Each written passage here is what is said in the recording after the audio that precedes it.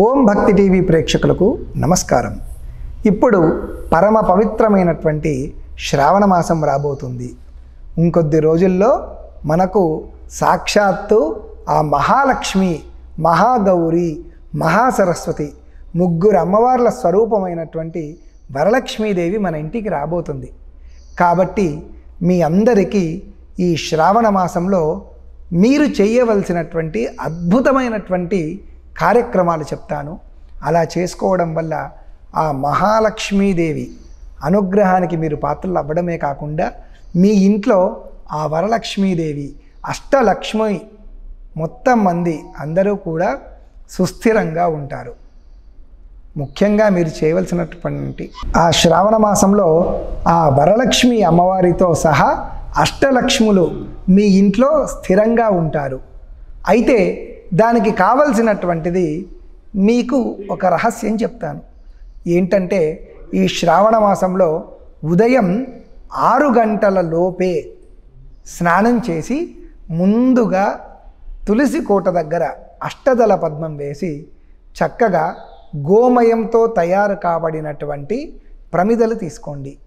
ఆవు పేడతో తయారు కాబడినటువంటి ప్రమిదలు తీసుకొని 8 ప్రమిదలను ఈ శ్రావణ మాసం నెల రోజులు కూడా తులసి దగ్గర వెలిగించండి. ఉదయము సూర్యోదయం కన్నా ముందే ఇలా చెయ్యాలన్నమాట. అలా చేస్తూ నేను చెప్పేటటువంటి మంత్రమును చక్కగా చదువుకోండి. ఏంటంటే ఓం మహాలక్ష్మై చ విద్మహే సర్వసిద్ధ్యై చ ధీమహి తన్నో లక్ష్మీ ప్రచోదయాత్. ఓం శ్రీ వరలక్ష్మి దేవి మమ గృహం ఆగచ్చ ఆగచ్చ.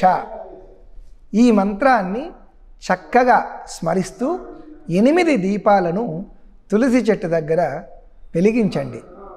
ఒకవేళ నెల రోజులు అలా చేయడం వీలు కాలేని పక్షంలో కనీసము 4 శుక్రవారాలు 4 మంగళవారాలు ఇలా చేయడం వల్ల ఆ అమ్మవారి అనుగ్రహానికి మీరు పాత్రలు అవ్వడమే కాకుండా మీ ఇంట్లో ధన కనక వస్తు వాహన పుత్ర పౌత్రాదులు ఎప్పుడూ విలసిల్లుతారు.